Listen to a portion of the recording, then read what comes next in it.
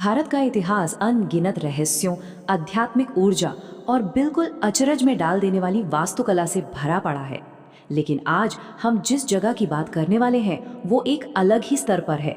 उड़ीसा के तट पर शान से खड़ा कोणार्क सूर्य मंदिर। ये सिर्फ कोई आम धार्मिक स्थल नहीं है, बल्कि प्राचीन भारतीय विज्ञान, खगोल शास्त्र और बेमिसाल कला का एक ऐसा जीता जागता सबूत है जिसके रहस्य आज भी बड़े बड़े वैज्ञानिकों को हैरान कर देते हैं। अब जरा एक पल के लिए सोचिए, क्या यह मुमकिन है कि सैकड़ों साल पहले कोई विशाल पत्थर की मूर्ति हवा में बिना किसी सहारे के तैरती रही हो? सुनने में एकदम किसी साइंस फिक्शन फिल्म जैसा लगता है ना? लेकिन यही हमारा पहला सबसे बड़ा रहस्य है जिसकी आज हम पड़ताल करेंगे। और सिर्फ यही नहीं, इसके साथ ही हम एक और उलझी हुई पहेली को भी समझने की कोशिश करेंगे। वो ये कि इस मंदिर की हजारों रहस्यमयी मूर्तियां आखिर समय के साथ अचानक गायब कहाँ हो गईं? तो चलिए सीधा इस रहस्य की गहराई में उतरते हैं। कोणार्क के इस भव्य ढांचे को अगर ध्यान से देखा जाए तो ये सिर्फ पत्थरों को जोड़कर बनाई गई कोई इमारत नहीं लगती। ये आध्यात्मिकता और हमारे पूर्वजों के उस अचूक और उन्नत ज्ञान का एक ऐसा अद्भुत मास्टरपीस है जो सच में दुनिया भर के लोगों को सदियों से दांतों तले उंगली दबाने पर मजबूर कर रहा है। आइए सबसे पहले इस मंदिर की वास्तुकला और समय से जुड़े इसके चमत्कारों को करीब से समझते हैं। ये नंबर 13 बहुत खास है क्योंकि बात हो रही है 13वीं शताब्दी की।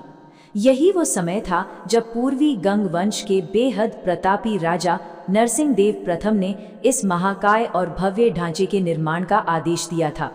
सोचकर ही रोंगटे खड़े हो जाते हैं कि इतने साल पहले बिना किसी आधुनिक मशीन के इतने बड़े पैमाने पर ये सब कैसे किया गया होगा। और ये नंबर 24 भी बहुत अहम है।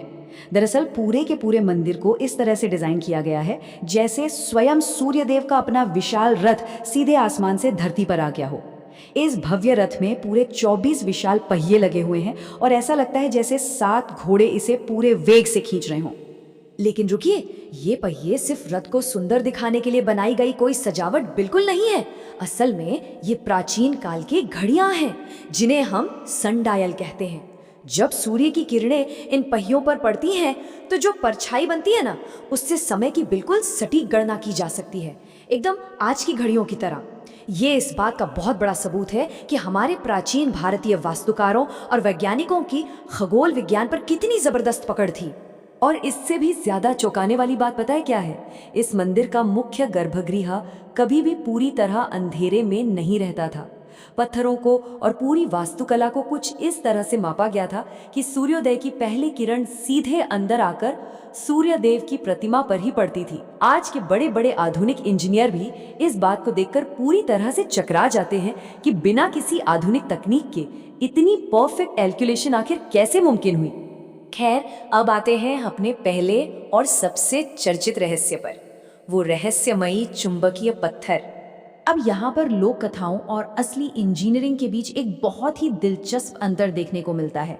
एक तरफ पीढ़ियों से चली आ रही कहानियां ये दावा करती हैं कि मंदिर के बिल्कुल शिखर पर एक ऐसा विशाल चुंबक लगा था जो इतना ज्यादा शक्तिशाली था कि समुद्र से गुजरने वाले जहाजों के कंपास तक काम करना बंद कर देते थे। और हाँ, उसी चुंबक की वजह से मुख्य मूर्ति हवा में तैरती थी।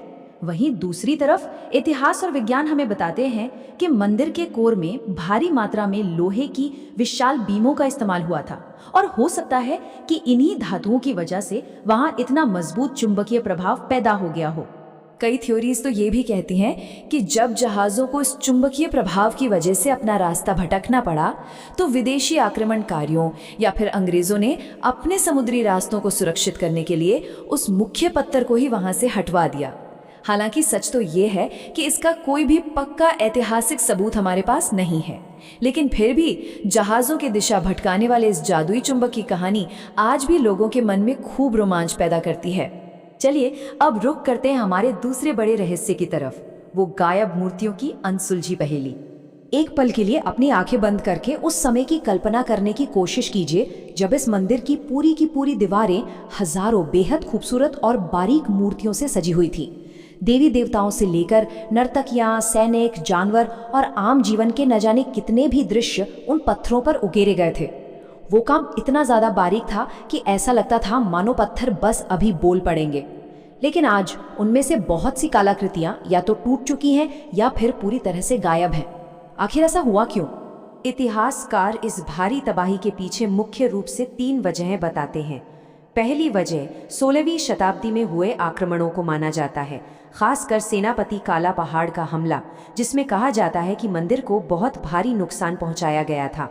दूसरी वजह बिल्कुल प्राकृतिक है। मंदिर समुद्र के एकदम करीब है, तो खारे पानी, भारी नमी और तेज हवाओं ने सदियों तक लगातार इन पत्थरों को काटा और कमजोर किया। और तीसरी बड़ी वजह रही औपनिवेशिक काल के दौरान हुई बेशुमार चोरियां, जब कई विदेशी संग्रहकर्ताओं ने इन अनमोल मूर्तियों को चुरा लिया और आज वे दुनिया भर के अलग अलग विदेशी संग्रहालयों में कैद हैं। अब यहाँ वास्तुकला से थोड़ा हटकर कला, जीवन और एक बहुत ही भावुक बलिदान की बात करते हैं।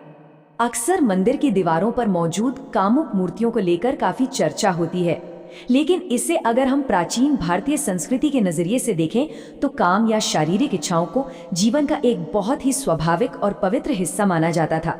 इन मूर्तियों को वहां बनाने का मकसद कोई कला का दिखावा नहीं था, बल्कि ये एक बहुत ही गहरा संदेश था कि इंसान की आध्यात्मिकता और उसके जीवन के भौतिक पहलू, ये दोनों एक दूसरे से पूरी तरह जुड़े हुए हैं। प्रकृति में दोनों के बीच संतुलन होना बेहद जरूरी है।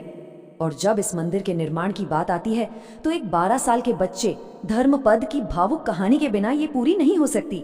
कहा जाता है कि जब मुख्य वास्तुकार मंदिर के शिखर पर वो आखिरी पत्थर नहीं लगा पा रहे थे, तब इस छोटे से बालक ने उस पहेली को सुलझा दिया।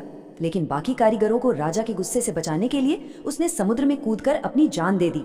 अब ये कहानी पूरी तरह सच है या सिर्फ एक लोक कथा, ये तो हम नहीं जानते, लेकिन सच मानिए ये कहानी कोणार्क के पत्थरों में एक ऐसा जज्बात भर देती है जिसे महसूस किए बिना आप रह नहीं सकते।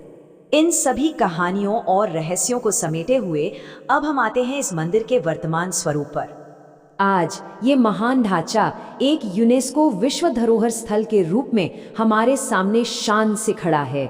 जब हम वहां खड़े होकर इसे देखते हैं तो ये सीधे तौर पर हमारी उस अकल्पनीय प्राचीन क्षमता का एहसास कराता है।